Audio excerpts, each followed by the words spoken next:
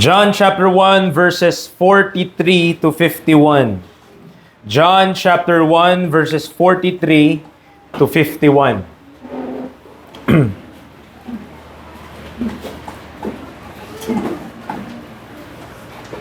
Okay, nandiyan na po tayo.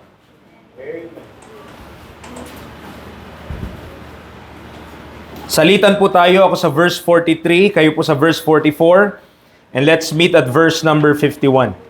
The Bible says, "The day following, Jesus would go forth into Galilee, and findeth Philip, and saith unto him, Follow me.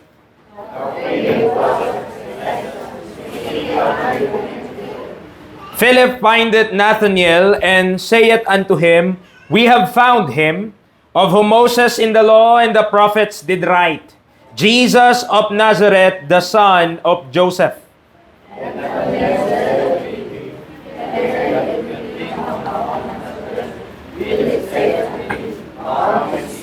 Jesus saw Nathanael coming to him and saith of him, Behold, an Israelite indeed, in whom is no guile.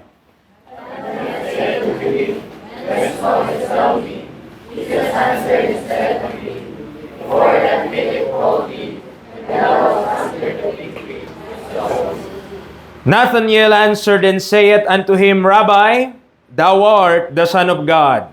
Thou art the King of Israel. Jesus answered and said to him, Because I said unto thee, I saw thee under the fig tree, believest thou, thou shalt see greater things than these. Sabay-sabay po tayo, verse 51. And he saith unto him, Verily, verily, I say unto you, hereafter ye shall see heaven open, and the angels of God ascending and descending upon the Son of Man. Tayo po ay manalangin. Lord, salamat sa opportunity again to preach your word. Salamat sa mga tao po. Salamat sa mga kapatiran nandito ngayong umaga. I pray that your word will be preached, and I pray na magbigay po ito ng understanding sa amin, conviction, even sa aming paglakad, even sa amin pong pag-aakay ng kaluluwa, even po sa aming pag-uwin ng souls para po sa inyo, para malaman nila ang ebanghelyo, ang mabuting balita matatagpuan lamang kay Kristo Jesus. Father, let me preach. Tago niyo po ako sa inyong pulpito, kayo pong maitaas, ako po'y maibaba. Gamitin niyo po ang instrumento lamang po na ito ngayong umaga. In Jesus' name we pray. Amen and amen. All right. John 14.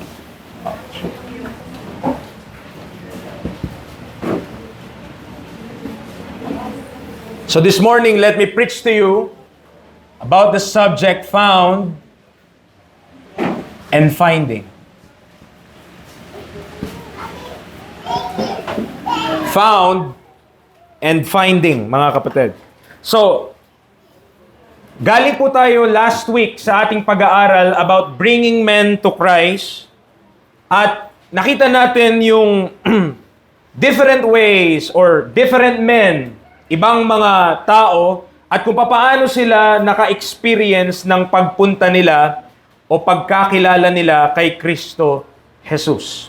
Yung iba kagaya ni Andrew, na nasa ilalim siya ng pagtuturo ni John the Baptist, at nung tinuon ni John the Baptist yung attention nila kay Jesus Christ, na sinabi niya, Behold the Lamb of God, then Andrew, at kung pag-aaralan natin, most likely yung kasama niya doon na two men ay si John, the beloved, or John, the disciple, or the apostle as well later on. Nung nalaman po nila about this Lamb of God, sinundan na nila ang ating Panginoong Hesukristo. Ang iba naman ay kagaya ni Simon Peter, na kapatid ni Andrew, na kung saan inakay ni Andrew papunta sa Panginoong Jesus. Okay? At iba naman, kagaya dito sa ating pag-aaralan ngayon, si Philip. Si Philip po ay personal na kinausap, personal na pinuntahan ni Jesus Christ. Sabi niya, Follow me. At ganun din po si Nathanael, mga kapatid, na si Philip mismo ang nagdala kay Jesus Christ, at nung dinala ni Philip si Nathanael papunta kay Kristo Jesus, ay meron siyang agam-agam, meron siyang doubts. Pero nung nasagot na yung kanya pong agam-agam, ay sadya namang sinabi niya, Rabbi, thou art the Son of God. thou art the King of Israel. So sa pag-aaral po na to, may kita natin yung dalawang men na ito, Philip and Nathanael, and let us learn how they came about to learn or to know about our Lord Jesus Christ. So without further ado, number one, mga kapatid, Christ finds Philip. Christ finds Philip. Number one, Christ finds Philip. Tatagpuan po natin yan sa verses 43 hanggang verse 44 ng atin pong talata. Ano po sabi ng Bible? John chapter 1 verse 43, the day following, Jesus would go forth into Galilee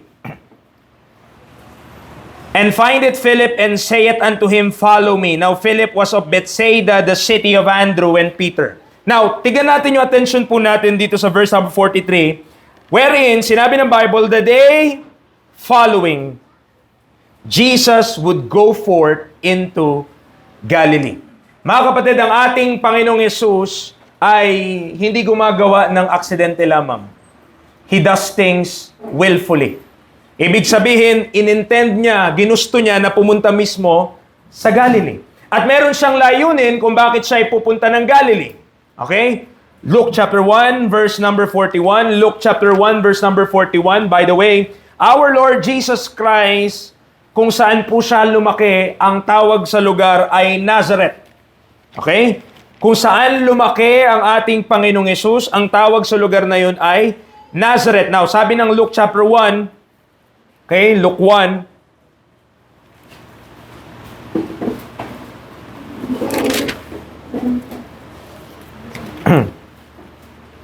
okay, sorry, Luke 2 po pala. Kamali tayong lagay dito. Luke chapter 2, not Luke chapter 1, but verse 41. Ang sabi ng Bible, now his parents. Okay, nandyan po kayo, Luke chapter 2. Okay, sabi ng Bible, now his parents went to Jerusalem every year at the feast of the Passover. So, isa sa ginagawang activity, isa sa kinikip ni Mary and Joseph, mga kapatid, sabi dito ng Bible, ay yung kada taon, pumupunta sila ng Jerusalem at the Feast of the Passover. So that's one of the things that they keep. So meron pong mga pista ang bayan ng Israel o ang mga Israelita, and one of those is the Feast of the Passover. At kada taon, pumupunta doon si Mary and Joseph. Now, verse number 51. Now he went down with them and came to Nazareth, and was subject unto them, but his mother kept all these sayings in her heart. So it is understood in the Word of God na kung saan lumaki si Kristo, saan na siya nag-spend ng kanyang life bago siya nag-30 years old, is at a place called Nazareth. Okay, ano nga po ulit yung lugar na yon? Now, Nazareth, nakalocate yon sa Galilee, sa babang part. Okay? So, Nazareth is part of Galilee. Okay, nakakasunod po tayo? So, parang San Isidro. Ito, San Isidro. Parte ito ng Subic. Parang gano'n. Okay? So, yung Nazareth, isa yung town o isa yung lugar, nandoon yon at sa baba yun ng Galilee. And Galilee, baka mahilo na tayo sa geography, but Galilee ay nasa itaas ng Jerusalem. Upper part of Israel. Now, yung Sea of Galilee, kung meron po kayong map sa inyo pong Bible, I hope that you does. Okay, yung iba, walang map sa kanilang Bible. Okay? Mag-pray kayo na magkaroon kayo ng map sa inyong Bible. Now, okay, ito po, example lang. Okay, so ito ay mapa ng Israel. Sa baba, itong mas malaking body of water, that is the Dead Sea. Diyan nagpo-flow yung River Jordan. Okay? At isa sa pinanggalingan ng tubig doon, Sea of Galilee. Dito yon. So ito yung Sea of Galilee sa itaas, yung tubig diyan. Yung mas maliit, sabi ng Bible, sabi dito, Lake Huli. Okay? But Sea of Galilee, ibig sabihin, itong part na to dito, that is Galilee. Itong part na yan, Galilean. Taas siya ng Samaria. Okay? Taas ng Samaria, Galilee. Now, bakit importante po yun mga kapatid? Dahil po, doon tinawag ni Kristo sa Sea of Galilee, around that area, yung kanyang unang 4 na disciples. Sino yung 4 na yon? That is Peter, Andrew, James, and John. Matthew chapter 4. Matthew chapter 4. Matthew chapter 4, verse 18. Matthew chapter 4, verse number 18. Okay? Matthew chapter 4, verse number 18. And Jesus, walking by the Sea of Galilee. Saan tayo? Nasaan tayo dito? Nasa Sea of Galilee po tayo. Now, sa Sea of Galilee, nakita niya yung kanyang magkapatid, dalawang magkapatid, si Simon, called Peter. Na-introduce na tayo kay Peter sa Book of John. Nakita na natin kung paano siyang tinawag ng Panginoon na Sipas, which is by interpretation, a stone. And Andrew, his brother. So, meron ng dalawa. Si Pedro, si Andrew, casting a net into the sea, for they were fishers. And he saith unto them, follow me, and I will make you fishers of men. Now, tatalon tayo, verse number 21. And going on from thence, still, nasa Sea of Galilee po sila. Kasi yung Sea of Galilee, mga kapatid, dyan sila talaga nangingisda.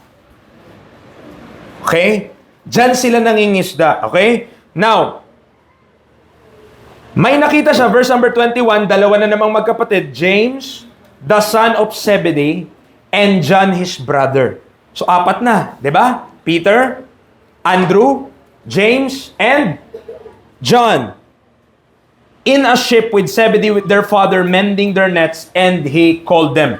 And they immediately left the ship and their father and followed him. Kaya po, mga kapatid, sa Bible, especially in the ministry of our Lord Jesus Christ, napakahalaga nung lugar na Galilee.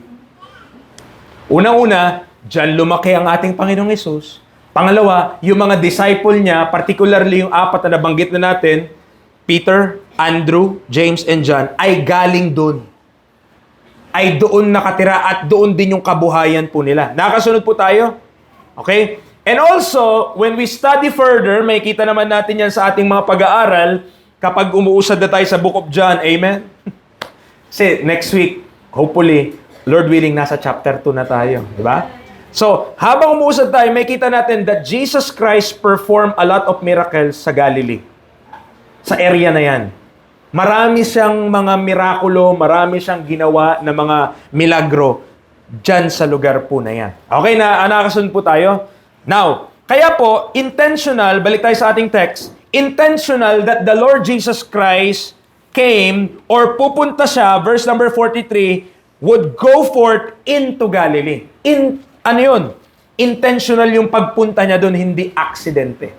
Yun lamang po yung gusto kong maintindihan natin, no? Jesus Christ intends to go to Galilee and not accidentally. Hindi aksidente na nagpunta po siya doon. At one of the reason why He came there, sabi sa atin ng text, verse 43, and findeth Philip. And findeth Philip. Yan yung isa sa mga reason why He came to that place nung nagsimula siya ang kanyang ministry para hanapin si Philip. Di po ba tayo nagpapasalamat sa Panginoon? Amen? Hindi tayo lahat naghahanap sa Panginoon, pero hinanap niya tayo. Okay?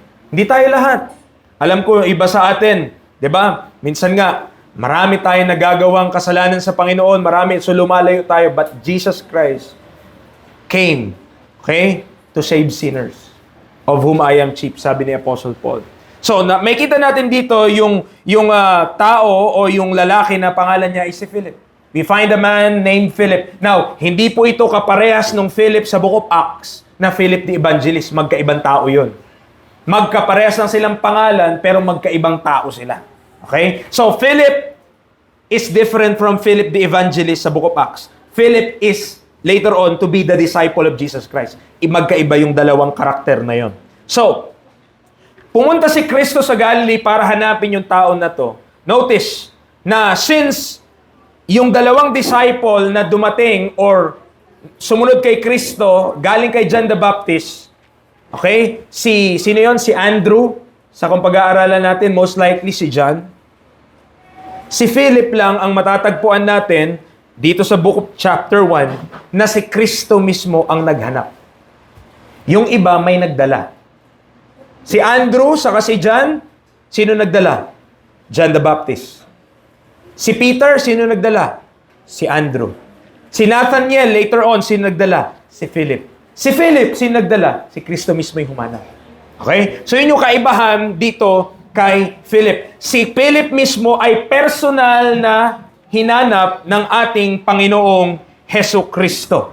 Okay? The others ay bunga lamang o resulta ng witness ng iba. At ibig sabihin ba mas espesyal si Philip dahil si Kristo mismo yung nagdala sa kanya? Okay? Minsan ganun no? Sa inisip natin, ay nagdala sa akin yung pastor mismo, 'di ba? Galing ko. Ay sa akin, sorry naman, di ako ganyan, dinala lang ako ng miyembro. Minsan ganyan. Pero mga kapatid, walang distinction 'yon. Okay, kung sino man ang nagdala sa atin, purihin ng Panginoon. Hindi yun ipagmamayabang ng kahit sino. Dahil sa huling-huli, sabi nga ni Paul, ako ang nagtanim, si Apollos ang nagdilig. Pero kanino ang increase? God give it the increase. So wala. Neither is he that planted, nor watered, but God that give it the increase. At the end of the day, what's important ay ang Diyos. Hindi tayo po, mga kapatid. So nandyan po tayo. Now, in verse number 43, ang sabi sa kanya ni Kristo, nung nahanap siya, findeth Philip, saith unto him, follow me. Now, yung simpleng salita na yon, dalawang salita na yon, ay sapat na para kay Philip na magkaroon siya ng ideya kung sino si Kristo Jesus. Wala tayong kompletong manuscript or wala tayong kompletong record kung ano talaga yung pag-uusap nila. Meron ba? Yun lang yung nakita natin Sabi lang, follow me. Okay? Wala tayong kompleto na record ng kanilang conversation from start to finish, but those two words doon nakasalalay or doon natin makikita yung kasapatan na makikita natin nung tinawag siya, follow me, Philip, makikita natin dito later on na talagang sumunod si Philip sa ating Panginoong Hesus. Now, another part of this study, sabi niya verse number 44, very important. Now Philip was of Bethsaida, the city of Andrew and Peter. So, kung sa Bible nyo, meron kayong Sea of Galilee, sabihin natin, yan yung Sea of Galilee. Okay? Hindi po yan buto ng sibuyas o kahit ano. Kung pag-aaralan natin, okay, most likely, dito yan nakalagay. Yung Bethsaida na yan, nasa taas. Okay, nasa taas ng Sea of Galilee. Dito.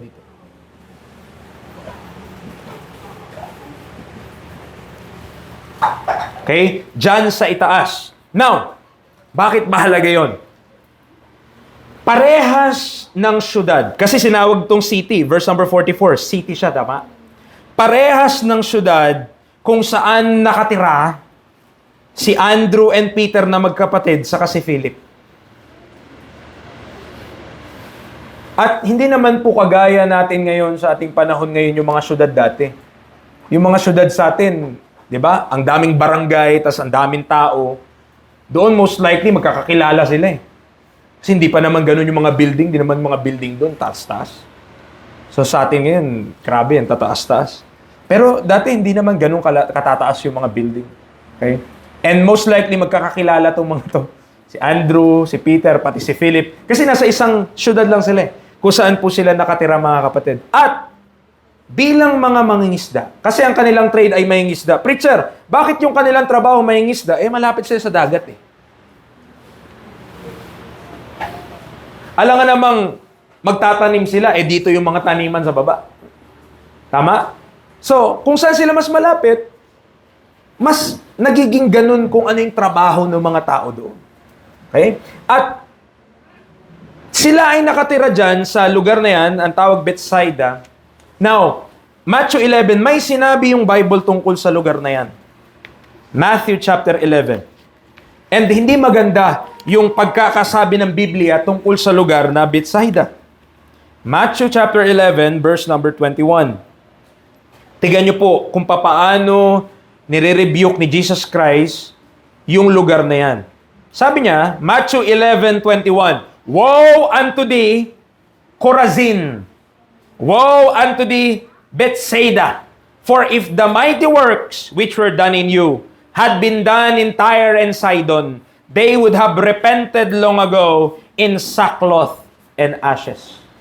Meaning to say, later on, maraming pinerform na miracle ang ating Panginoong Yesus, even sa lugar na yan. Diyan sa Bethsaida, namalas nila yon. Pero, hindi nila tinanggap. Hindi nila ni-receive yung bagay na yun. Okay?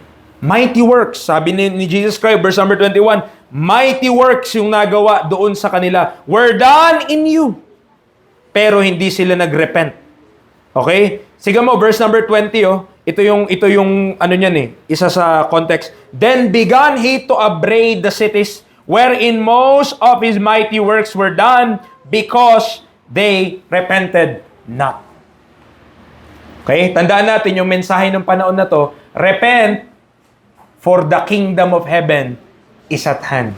Pero yung lugar na yan, kasama yung lugar na yan, hindi sila nagrepent.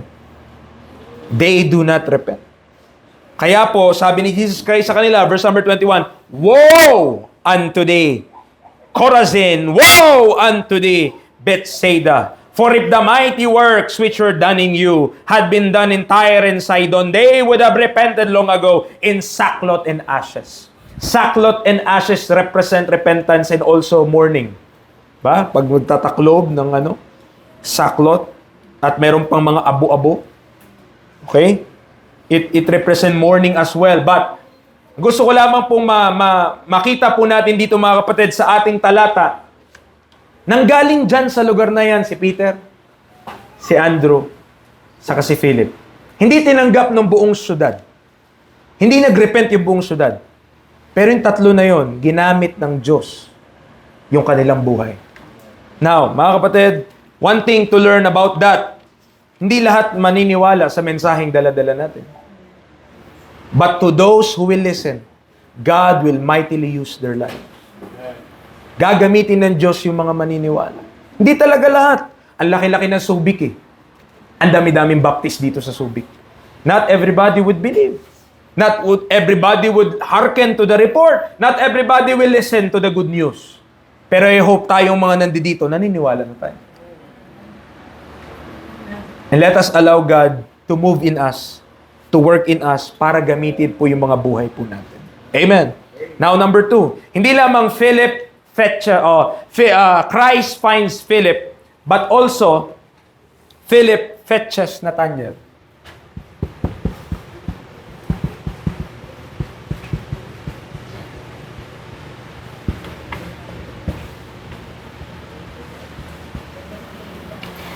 Kung makikita yung spelling ng pangalan niya, pag Nathanael sa atin ngayon, N-I-E-L. Tama ba? N-I. Pero sa kanya, ba't Nathanael pa rin ito? Okay. Paano mo mabasahin yung A-E?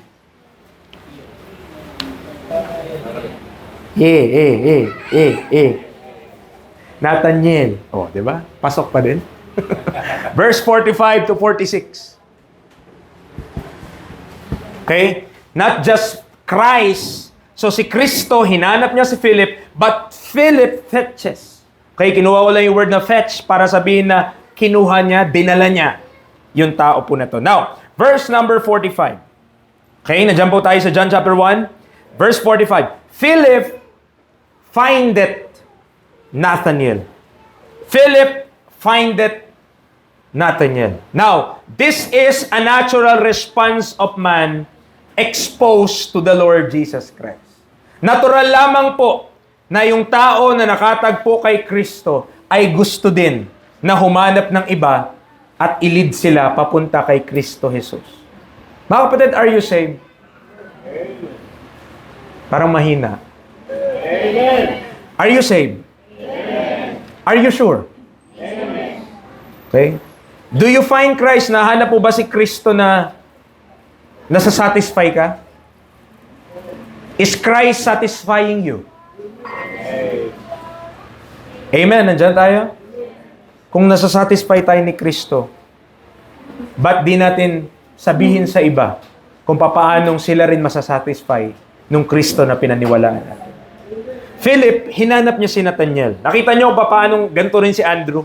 Hinanap niya yung kuya niya o hinanap niya yung kapatid niya, si Peter. Now, Philip findeth Nathaniel. Now, alam niyo po, si John lang sa Bible, i-search niyo yan, Nathaniel sa Bible app niyo or something. Sa Book of John niyo lang may kita yung pangalan niya. Richard, bakit? Kala ko ba disciple siya? Di ba may listahan sa Matthew, may listahan sa Mark, may listahan sa Luke, may listahan sa Acts kung sino yung mga disciple. Pero, yung pangalan niyang Nathaniel sa Book of John nyo lang makikita. Preacher, paano nangyari yun? Kasi yung isa niya pong pangalan, yun yung ginagamit ng iba. Alam niyo kung ano yung pangalan na yun? Acts 1. Tingnan niyo po. Ito yung pangalan niya na mas ginagamit ni Matthew, ginagamit ni Mark, ginagamit ni Luke, ginagamit ng iba pa. Acts chapter 1, verse number 13. Now, ito po yung listahan ng 12 disciple. Maliban kay Judas. Okay? Maliban kay Judas. Acts 1:13. O, tignan niyo po ha. And when they were come in, they went up into an upper room where abode both Peter and James and John and Andrew, Philip and Thomas, Bartholomew, Matthew, James the son of Alphaeus, and Simon Zelotes, and Judas the brother of James. Tanong, nasaan dyan si Nathaniel? Nandyan siya. Ha? Nasaan? Hindi siya si Tomas. Si Bartholomew.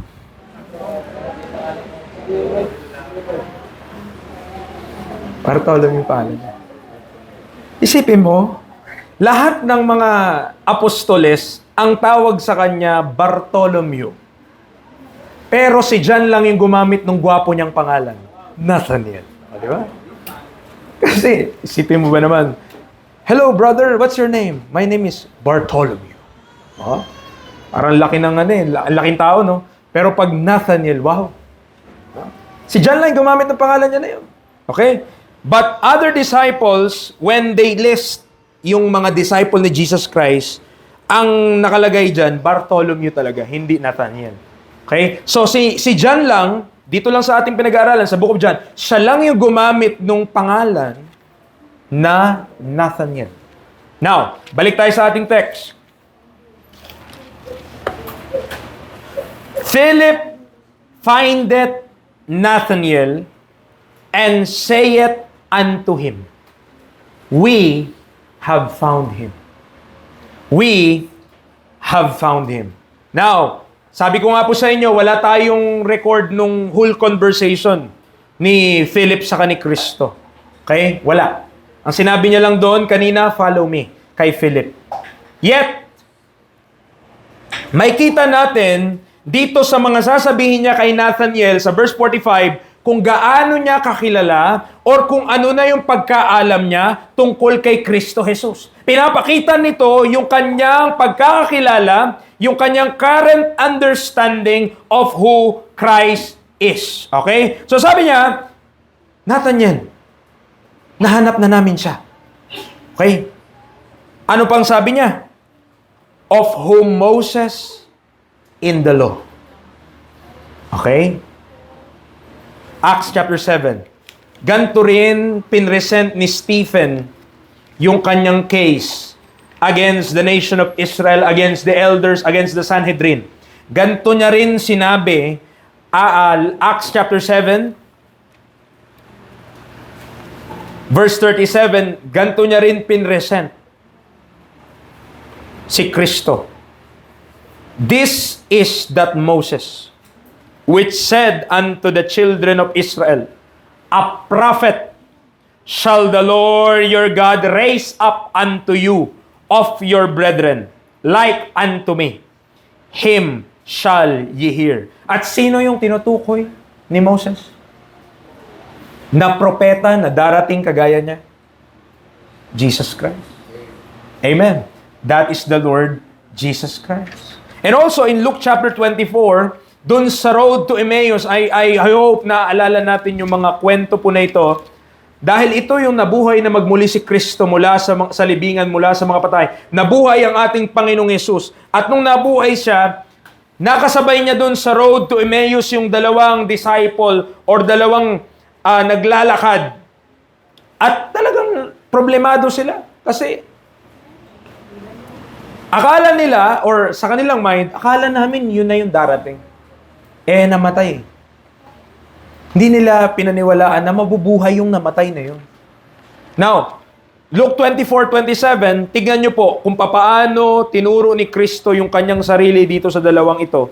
And beginning at Moses and all the prophets, He expounded unto them in all the scripture the things concerning Himself. Preacher, anong ibig sabihin ng Bible? Minsan sa pag sinasabi, beginning at Moses, ano ibig sabihin nun? Tandaan natin, ang sumulat ng Genesis, Exodus, Leviticus, Numbers, and Deuteronomy ay sino? Moses. Minsan, ang Bible, nire-refer yung 5 books na yun na Moses.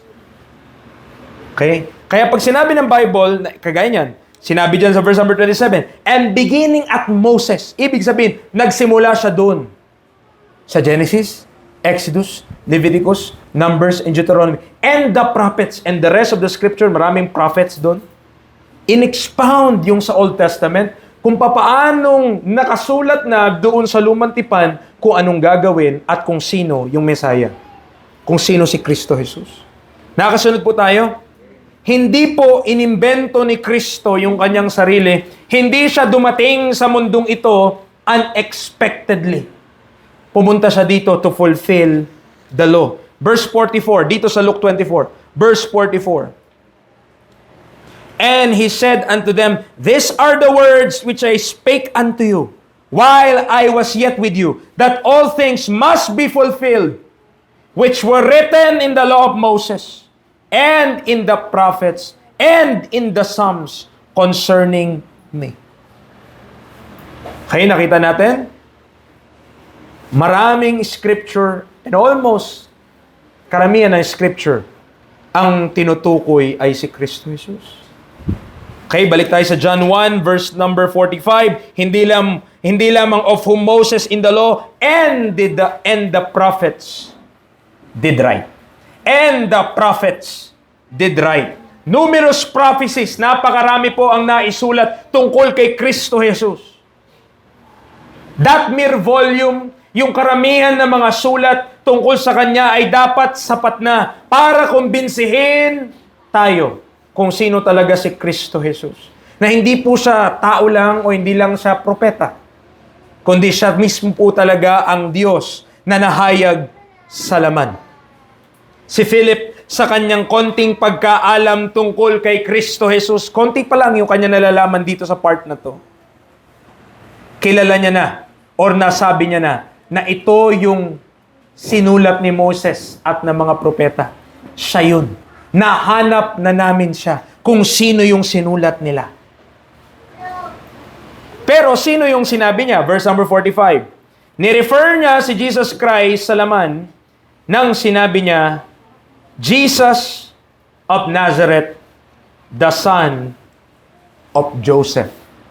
Jesus of Nazareth, the son of Joseph. Philip refers to the humanity of our Lord Jesus Christ. Ni-refer niya pa si Kristo bilang anak ni Jose.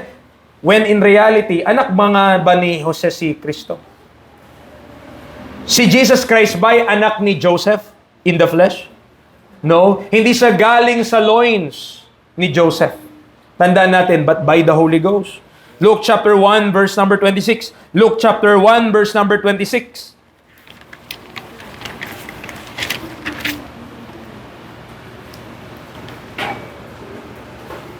Luke 1:26, and in the 6th month, the angel Gabriel was sent from God unto a city of Galilee named Nazareth. Okay, to a virgin espoused to a man whose name was Joseph, of the house of David, and the virgin's name was Mary. So clearly, verse 31, ang sabi ng angel Gabriel kay Mary, and behold, thou shalt conceive in thy womb, and bring forth a son, and thou shalt call his name Jesus. Okay, so sinabi, magkakaanak ka, tatawagin mo siyang Jesus. Okay? Verse number 32, he shall be great, shall be called the Son of the Highest, and the Lord God shall give unto him the throne of his father David. Now, verse number 34. Then said Mary unto the angel, How shall this be? Seeing I know not a man. So clearly, kahit espouse na si Joseph sa si Mary, wala pa pong nangyayari sa kanila. Okay, sabi niya, I know not a man. Verse number 35, And the angel answered and said unto her, The Holy Ghost shall come upon thee, and the power of the highest shall overshadow thee. Therefore also that holy thing which shall be born of thee shall be called the Son of God. Kaya po mga kapatid, these things ay ginamit talaga ng dyablo, no? Kaya sa history, pag pinag-aralan mo even yung mga Greek mythology na yan, anong kwento niyan? May mga Diyos sa taas na inasawa yung mga tao sa baba. At nag-produce ito ng mga demigod. Yan yung mga Hercules, yung mga ganon. Okay? Now, saan nila nakuha yung idea na yun? Where do they get those things? Yung mga God daw, inasawa yung mga tao. At nag-produce ito ng mga kalahating Diyos, kalahating tao. Saan nila nakuha yan? Mga kapatid, this sa Bible. Genesis chapter 6. When the sons of God saw the daughters of men that they were fair, and they took them wives as all that they chose. At nung mga araw na yun, there were giants in the earth in those days. Yun yung mga naging resulta. Diba? Yung mga higante, si Goliath, imagine mo, 6 yung daliri dito, 6 dyan, 6 sa paa, 6. So, 24 yung daliri. Parang gagamba, di ba? So, 24. Saan galing yun? Yung mga anghel na iniwan yung kanilang first estate para gawin yung hindi dapat. Okay? At dahil doon, yun, ginapos sila ng Diyos sa lugar na dyan sa chains of darkness. Sabi ni Jude, kung di yung nagkakamali. Kaya maraming parallelism mga kapatid na ginagawa yung kaaway para, alam mo yun, may konting katotohanan pero hindi whole truth. But what we could find in the scriptures, mga kapatid, let me tell you, preacher, paano yun? Walang tatay si Kristo sa laman. Paano siya naging nailagay dun sa tiyan ni Maria? Inilagay siya dun ng Holy Ghost eh. So, ang maliwanag lang dito mga kapatid, mas makapangyarihan ng spiritual kesa sa physical. Bakit? Hindi kailangan ng partisipasyon ni Jose para maisakatuparan ang kalooban ng Diyos. That's why Jesus Christ was born without sin. Dahil di naman siya galing sa tao. Si Maria, ginamit lang siya bilang lagayan. The womb of the child that is to be born. Nasusundan po natin? Now, ito yung naging problema nung nagmi-ministry na si Kristo. John chapter 6. Kasi merong mga nakakakilala sa Kanya. Siyempre, siya nagtuturo na bilang anak ng Diyos, bilang, di ba? Salamat. Thank you, JR.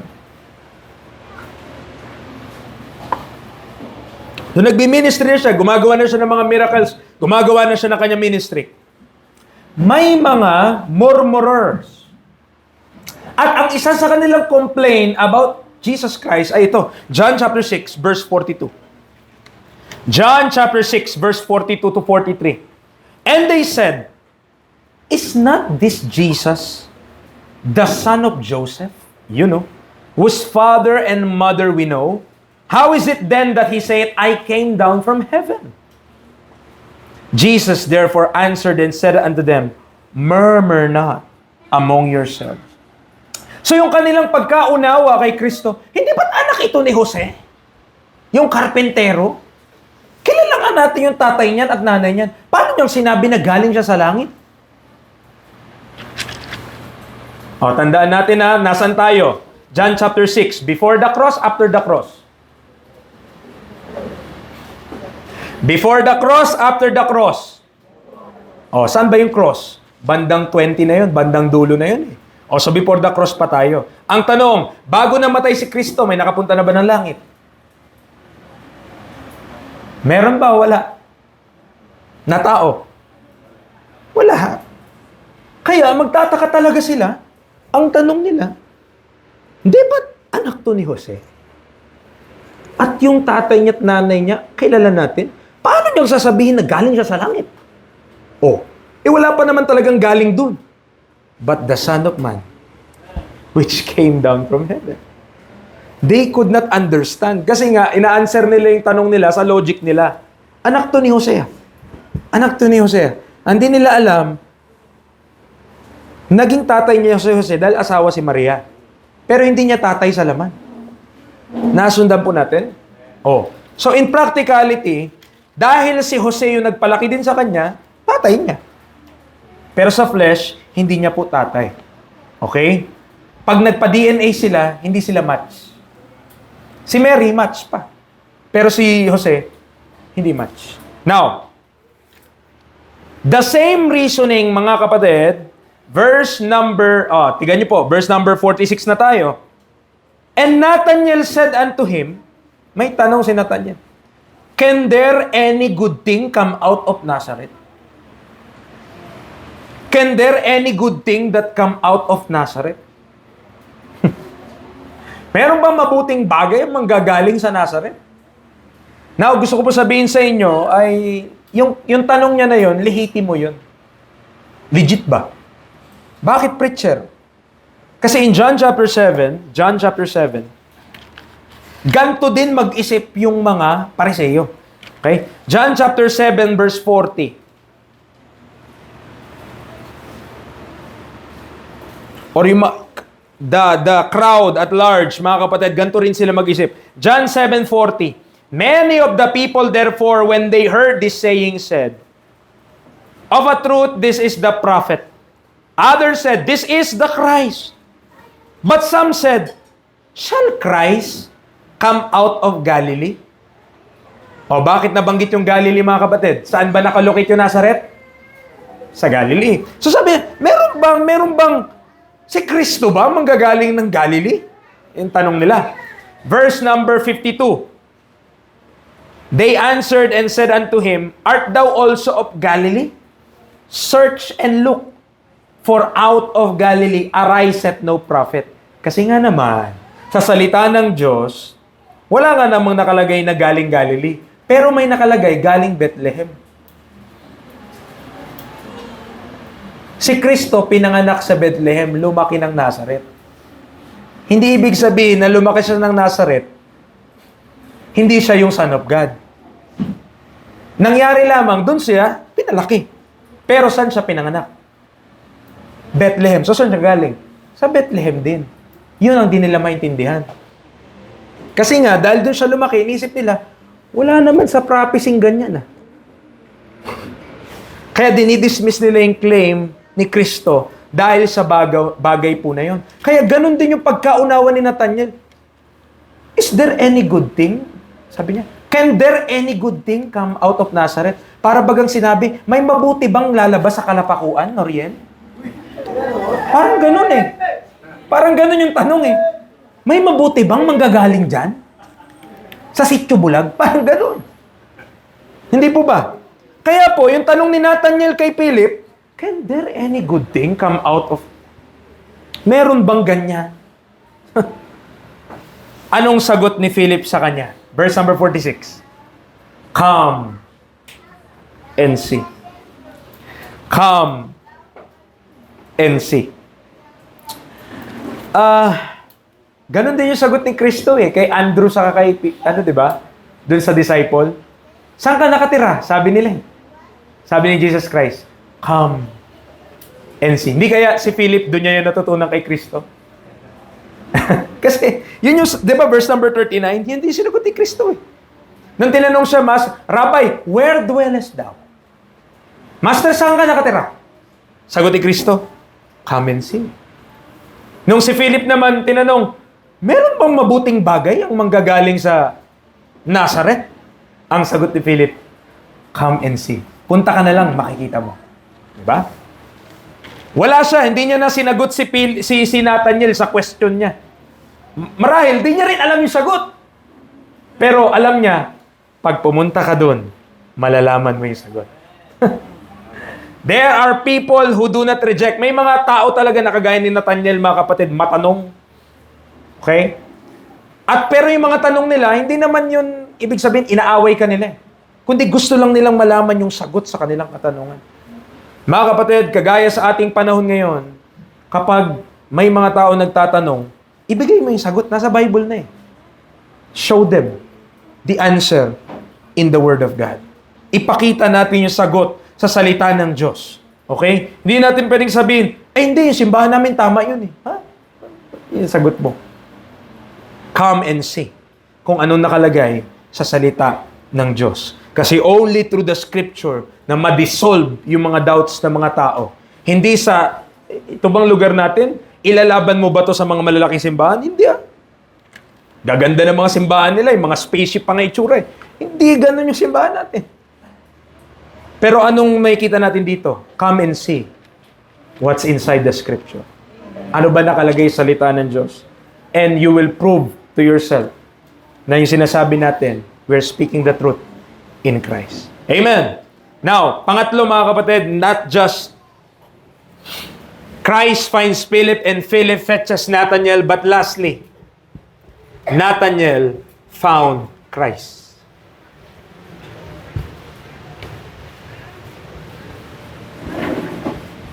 That is our last verses 47 to 51. Hindi lamang si Kristo, hinanap niya si Philip, at si Philip, hinugot niya si Nathanael, but lastly si Nathanael, natagpuan niya rin mismo si Kristo Jesus. Nathanael found Christ. Nathanael found Christ. Verse number 47, Jesus saw Nathanael coming to him and saith unto him, Behold, an Israelite indeed, in whom is no guile. So nakita ni Kristo, nakita ni Jesus Christ si Nathanael na lumalapit sa kanya. Merong mga lumalapit kay Kristo na merong mga doubts. Merong mga uncertainty. Hindi nila alam, hindi nila sure kung sino ba talaga si Kristo, kung ano ba talaga magagawa ni Kristo. Such is the case of Nathanael. Di niya sabi lang sa kanya ni Philip, ito yung sinulat ni Moises at ng mga propeta. Ang sabi niya, meron bang mabuting bagay na manggagaling sa Nazareth? Sabi lang ni Philip sa kanya, tara, punta ka. Come and see. Makita mo. But one good thing about him, mga kapatid, isang mabuting trait na may kita mo kay Nathanael. Hindi niya hinayaan yung doubt niya, na doubt na lang. Sumama siya. Nakita niyo yun? Sumama po siya. Okay? At inimbestigahan niya mismo yung sinasabi ni Philip. Hindi niya sinabi, ano naman, fake news naman yung sinasabi mo? Hindi. Pumunta siya. Para ma-prove niya sa kanyang sarili kung nagsasabi ba talaga ng totoo si Philip. At yun yung challenge, mga kapatid, sa bawat isa po sa atin. Kung meron tayong concern and doubt tungkol sa pagtuturo ng Biblia o sa katuruan ng Biblia, dumiretso ka sa Biblia. Dumiretso ka sa mga nakakaalam kung ano sinasabi ng Biblia, hindi sa kung sino-sino. Read the Bible, study it for yourself, and prove whether the things taught were really so. Kung talaga bang yung sinasabi ng Biblia ay tama o hindi po. Now, nung nagka-meet up na, mga kapatid, si Kristo sa si Nathanael, verse number 47, ang bungad sa kanya ni Jesus, Behold, an Israelite indeed, in whom is no guile. Bakit kaya niya nasabi? Behold, an Israelite indeed. You know, in the Old Testament, si Jacob, na anak ni Isaac, apo ni Abraham, ay ang pagkakilala sa kanya doon, yung Jacob pa yung pangalan niya. Kasi binigyan siyang bagong pangalan later on. Naalala niyo po yun? Na Israel. Nung Jacob pa siya, ang connotation ng mga kapatid, ay siya po ay nandaraya. Okay? Bakit? Okay, Genesis 27. Genesis chapter 27.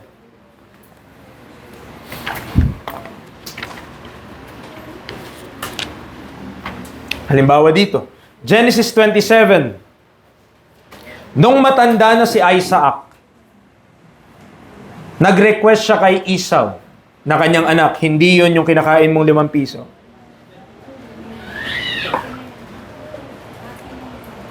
Pangalan yun ng tao. Ang pangalan ng anak niya, Esau. Diba? Medyo social ka, Esau. Pag medyo nagbabasa ka lang, ano bang pasa dito? Esau. Okay? Dalawa yung anak niya, si Esau saka si Jacob. Now, nag-request siya dahil matanda na siya. Verse number 2, I am old, sabi niya. I know not the day of my death. Okay? So, pinapagawa niya ng masarap na soup yung kanya pong anak na si Esau. Dahil paborito niya yun. Okay. At narinig yun ni Rebecca na kanyang asawa. At dali-dali, kinuha niya yung kanyang anak na si Jacob. Bilisan mo, may gagawin tayo. Verse number 6. Rebecca spake unto Jacob her son, saying, Behold, I heard thy father speak unto Esau thy brother, saying, Bring me venison and make me savory meat, that I may eat, and bless thee before the Lord before my death. Verse 11. And Jacob said to Rebekah his mother, Behold, sabi niya, yung kapatid kong si Esau, mabalbon yun. He is a hairy man, and I am a smooth man. So si Esau yung nagsisafeguard, si Jacob yung nagdadove, yung soap niya. So si Esau, mga kapatid, mabalahibo. Yun yung karakteristik niya. Mabalahibo siya. Si Jacob, smooth. Wow. Smooth skin. Diba? Nagko-kojic. Now, sabi, so yun yung concern. Mama naman, kasi gusto niya, na ang gusto ni Rebecca, dayain yung tatay nila, o dayain si Isaac na siya yung magpakain para sa kanya ibigay yung blessing. Now, verse number 12, My father peradventure will fill me, and I shall seem to him as a deceiver, and I shall bring a curse upon me and not a blessing. Verse 18. Ang nangyari, nilagyan siya ng something dito ng nanay niya para magmukha siyang mabalbon. Ang galing ano. Kasi nga, halos di na makakita yung tatay nila, so di niya na ma-discern yun. Verse number 18, And he came unto his father and said, My father, and he said, Here am I, who art thou my son? And Jacob said unto his father, I am Esau, thy firstborn. I have done according as thou badest me. Arise, I pray thee, sit and eat of my venison, that thy soul may bless me. And Isaac said unto his son, Paano? Ang bilis mo naman yatang nagawa yan, anak. And he said, Because the Lord, ginamit pa yung pangalan ng Diyos, no? Because the Lord thy God brought it to me. And Isaac said unto Jacob, Come near, I pray thee, that I may feel thee. Yun. Lumapit ka para maramdaman kita, my son, whether thou be my very son, Esau, or not. And Jacob went near unto Isaac his father, and he felt him. So pinakaramdaman niya, uy, Esau nga. Esau. And said, the voice is Jacob's voice, but the hands are the hands of Esau. Ano mga kapatid, dito may matutunan ka eh. Huwag ka magtiwala sa pakiramdam. Kasi yung pakiramdam niya, Esau. Pero yung boses, si Jacob Saan siya nagtiwala? Sa voice o sa feelings? Nagtiwala sa feelings. Pakiramdam ko, save ako eh. Di ba? May mga ganun eh. Feel ko, save ako eh. Pero ano ba sinasabi ng voice? Ano ba sinasabi ng Word of God? Tama? Now, verse 23, anong nangyari? He discerned him not. Di niya na. So, binless niya, mga kapatid. Sinigurado niya pa, ikaw ba, verse 24, ikaw ba talaga yung anak kong si Esau? At sabi niya, ako nga po. So, kumain siya. Okay. Verse number 26, verse number 28. Yan na, binless niya na, mga kapatid. At nga naman, pagkatapos ng nangyari tato, dumating si Esau. Dumating siya. Verse 32, edi dumating na. Sabi niya kasi, kainin mo na to, tatay ko. Dumating na si Esau eh. Verse 32, Isaac his father said to him, Sino ka? And he said, I am thy son, thy firstborn Esau. And Isaac trembled very exceedingly and said, Who? Sino? Where is he that taketh venison and brought it to me, and I have eaten all before thou camest, and have blessed him, yea, and he shall be blessed. Nung narinig niya, mga kapatid, umiyak siya. Verse 35, sabi niya, Thy brother came with subtlety and hath taken away thy blessing. So doon, mga kapatid, early on, yung buhay ni Jacob, hindi lamang ito, part na to. Pero may mali din naman si Esau kasi una pa lang, yung birthright niya, tininda niya eh. Binenta niya yung birthright niya. Yung karapatan niya bilang una, yung panganay. Binenta niya yun dahil gutom na gutom siya eh. Mamamatay na daw siya. So, binigyan din siya. But, what you could learn about Jacob, deceiver siya dito sa mga part na to. Okay? Now, as a result, pinalaya si Jacob dito. Tama? Sabi ni nanay niya, punta ka doon sa mga mag-anak natin. Ayun na. Kaya, anong tinanim niya doon? Dito sa binasa na, anong tinanim niya? Deception. Pagpunta niya kay Laban, ito na. Sabi niya, tito niya yun eh. Kasi kapatid yun ni Rebecca. Tito niya si Laban. Oh, punta siya. Pagpunta niya doon, kita niya si Rachel. Uy, teka, ito na yon. This is the one. Sabi niya, pagtatrabahuhan ko po ito ng 7 taon. Trabaho siya 7 taon. Sipin mo, no? Yung panliligaw niya, 7 taon. Brad, 7 years. 7 years. So, 7 years. Pagkatas ng 7 years, ang saya niya na. Alright, kakasal na ako. Binigay sa kanya si Leah. Yung panganay, kamot siya. Bakit mo ako dinaya? Pero actually, may kita nyo dun, yun lang din yung tinanim niya eh. What you sow, you will reap. So, trabaho ulit siyang 7 taon. Sipin mo yun. 14 years. 14 years. Diba? Now, in Genesis 32, dun siya binigyan ng bagong pangalan. Genesis chapter 32, verse number 28. Okay, anong kinalaman ito kay Nathaniel? Mamaya, huwag ka magmamadali. Genesis chapter 32, verse number 28. Ano sabi ng Bible? And he said, thy name shall be called no more Jacob, but Israel. For as a prince hast thou power with God and with men, and hast prevailed. Now, yung pangalan niya na Israel, ganito yun kung yung Jacob na pangalan tumutukoy sa kanyang pagiging karnal, yung Israel na pangalan tumutukoy sa kanyang pagiging spiritual. Kasi this time, lumapit na siya sa Panginoon eh. Okay? Now, kaya po, yung nakita ni Kristo si Nathaniel, in chapter 1 ng John, sabi niya, Jesus saw Nathaniel coming on him and saith of him, behold, paano niya ni-refer?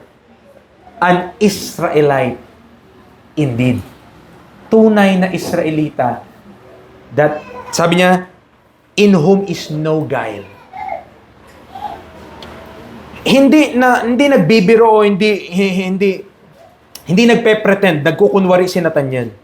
Lumapit talaga siya doon para malaman na yung sinasabi nung kaibigan niya, itong si Philip, ay totoo ba? Okay, hindi siya nagkukunwari. So sabi sa kanya ni Kristo, Israelita kang tunay na walang pagkukunwari, no guile. In whom is no guile.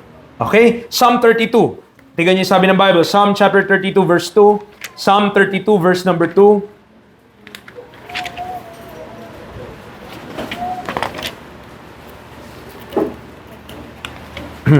Blessed is the man unto whom the Lord imputeth not iniquity, but in whose spirit there is no guile. Ganon si Nathaniel. Wala siyang guile. Okay? So, yung kanyang concern, lihitimo po yun. Nanggagaling po yun sa kanyang sariling karakter. Maraming mga tao na ayaw kay Kristo, hindi nila mapatunayan na si Kristo ay Diyos. Hindi. Maraming tao ayaw kay Kristo kasi mas mahal nila yung kadiliman kaysa sa liwanag. John chapter 3 verse number 19. John 3:19, anong sabi ng Bible? And this is the condemnation, that light is come into the world, and men loved darkness rather than light because their deeds were evil. At si Nathaniel, anong gusto niya lamang? Katiyakan. Gusto niya lamang masolusyonan o malaman niya yung totoo kung sino ba talaga yung nakilala ni Philip na sinabi niya, we have found him. We have found him. Now, okay, malapit na po tayo matapos. Amen? Ayaw nyo? O di wag. John chapter 1, verse number 48. Ang tanong ni Nathaniel kay Kristo, kailan mo ko nakilala? Whence knowest Dami. Kasi, ang weird naman nun, di ba? Halimbawa, Brother Kaiser, first time lang natin magkakilala. O kagasalubong nga lang tayo eh. Sabi niya, Kaiser Rason, anak ni J.R. Rason. Wait, kailan mo ako nakilala? Parang ganun. So, sabi ni Kristo, an Israelite indeed, in whom is no guile. No, ikaw din magtataka, kailan mo ako nakilala? Where's thou me? Siguro, isa pa nga, no, may mga komentaryo or mga preaching yung sabi, siguro, nakwento ba ako ni Philip sa'yo? At, paano mo ako nakilala?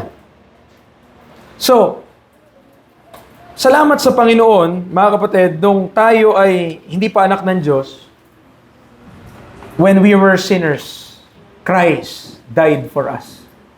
Di pa natin siya kilalang gusto, kung sa teknikalan lang, hindi ka rin kilala ng Diyos. Di ba alam niyo yung sinabi niya na, I never knew you. Depart from me, you workers of iniquity. So, yung term kasi na know, okay, ginagamit din yung para sa mga saved. Kung saved ka na, you are known of God. Okay? Now, salamat sa Panginoon, kahit strangers pa tayo sa Panginoon, kahit enemy pa tayo sa Panginoon, minahal niya na tayo to died for us. That's the love of God sa atin. Kaya wag nating dinidismiss yung pag-ibig ng Diyos. Hindi ka pa sabihin, ano pa lang naambag mo sa Panginoon simula nung pinanganak ka? Eh di kasalanan. Yun pala yung naambag mo, papunta doon sa krus. Kaya niya nga binuhat yun doon dahil sa kasalanan natin. Yun pa lang yung naaambag mo sa Kanya, di ka pa naglilingkod. Pero, minahal ka na niya. Amen. Yung tanong ni Nathan, kailan mo ako nakilala? Kailan mo nalaman? Paano yan? Ang sagot sa kanya ni Jesus Christ, before that Philip called thee, when thou was under the fig tree, I saw thee. Bago pa kausapin ka ni Philip at puntahan, nakita na kita. Hindi kayang makita ni Kristo si Nathanael, humanly speaking. Malayo yung distansya na yon. Okay? Bago pa tawagin ni Philip si Nathanael, nung siya daw ay nasa ilalim ng puno ng igos. Yun yung Tagalog po, tama? Puno ng igos, fig tree. Ang rason, mga kapatid, kung bakit alam ni Kristo yung buhay o yung pagkakilala ni Nathanael ay dahil hindi lang naman tao si Kristo. Hindi lang siya basta tao. Na siya mismo yung sinulat ni Moses at ng mga propeta. He is the Son of God. Now, nung sinabi ni Kristo na bago pa pumunta si Philip sa'yo, nakita na kitang nakaupo sa ilalim ng puno ng igos. Yung pagdududa ni Nathanael kung sino si Kristo, naglaho na po, mga kapatid.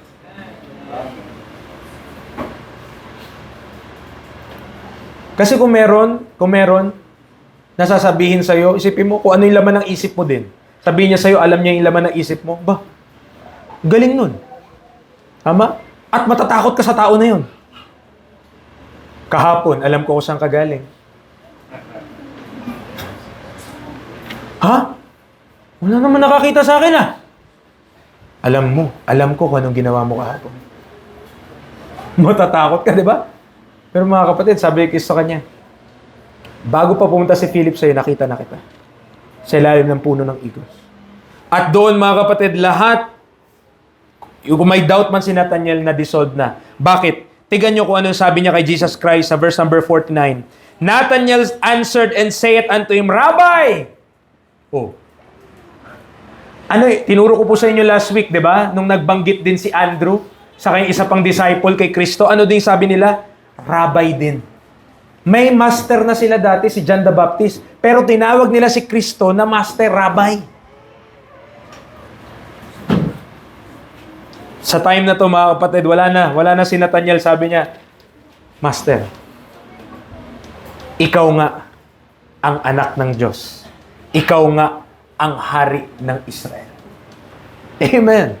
Without hesitation, kinilala ni Nathanael ang pagkakilala ni Kristo. Sa Book of John, merong 7 na nagbe-bear witness ng pagiging Diyos ni Kristo. Una si John the Baptist. Sa John 1:34, di na natin bubuksan po ha. Pero may kita natin na pinoclaim niya that this is the Son of God. John 1:34. Pangalawa, si Nathanael, dito sa binasa natin, sa verse number 49. Pangatlo, si Peter, sa John 6:69. Pang-apat, ang Panginoong Hesus mismo, sa John 10:36. Panlima, si Martha, sa John 11:27. Pang-anim, si Tomas, sa John 20:28. Pang-pito, ay si John mismo, sa John 20, verse number 31.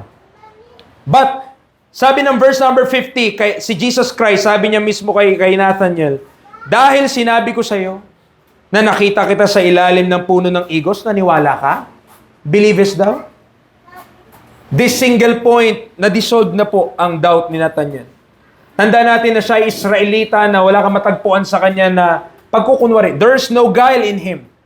He gave not remark. Binigay niya yung remark na yon, binigay niya yung confession na yon, hindi dahil napilitan siya. Bagkus ay dahil yun yung laman ng kanyang puso. Na nahanap na din niya yung anak ng Diyos. Amen. Sana yung mga, especially yung mga bata dito sa church, yung mga children dito sa church, sana pag tinanong, are you saved? Opo, save ako. Bakit ka save? At sinagot nila yung gospel. Sana totoo yun sa kanila at di lang nila sinasabi dahil yun yung sinabi sa kanyang nanay nila. Na tamang isagot. Sana personally, alam nila kung bakit tagapagligtas mismo si Kristo Jesus.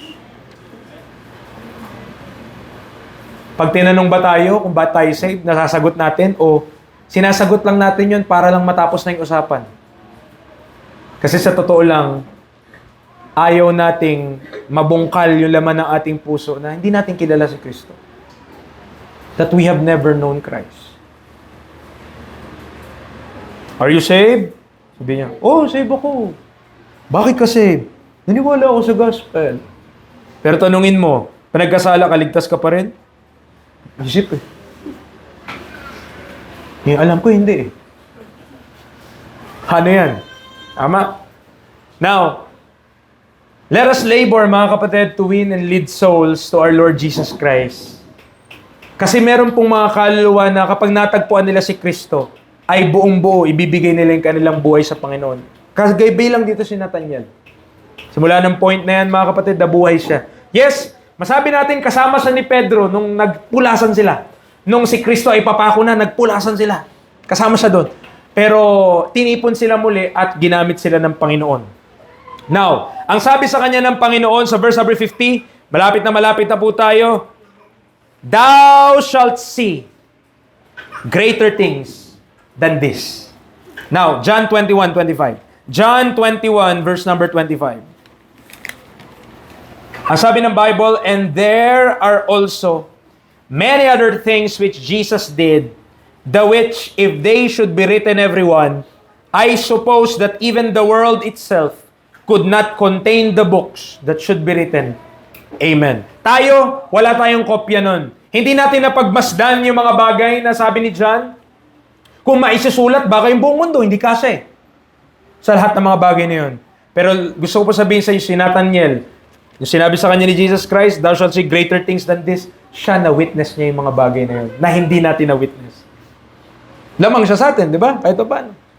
Pero salamat sa Panginoon. Amen. Dahil kinonfess niya, dahil naniwala siya that this is the Son of God, sabi sa kanya ni Kristo, thou shalt see greater things than this. Okay, last verse. Amen. Gising na po. Tapos na ang preaching. Verse 51, and he saith unto him, verily, verily, I say unto you, hereafter ye shall see heaven open, and the angels of God ascending and descending upon the Son of Man. Truly, Nathanael have experienced the fair share of the heaven open. Tandaan niyo po nung si Kristo ay mag-a-ascend na pabalik ng langit. Nakabukas yung langit nung nakita niya umakyat si Kristo. Meron ding dalawang anghel. Pero ito po, yung sabi sa dulo na, and the angels of God ascending and descending upon the Son of Man. Alam niyo kung saang reference din yan? Babalik ka ulit kay Jacob. Genesis 28. Genesis chapter 28.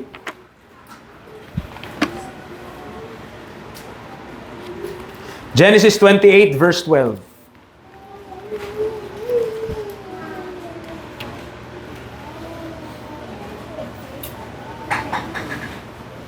And he dreamed, and behold, a ladder set up on the earth, and the top of it reached to heaven. And behold, the angels of God ascending and descending on it. Kuha nyo? Na naginip si Jacob. Sa panaginip niya, merong hagdan. At yung hagdan na to, mula lupa hanggang langit umaabot. At yung mga anghel nagsisiakyat panaog gamit yun.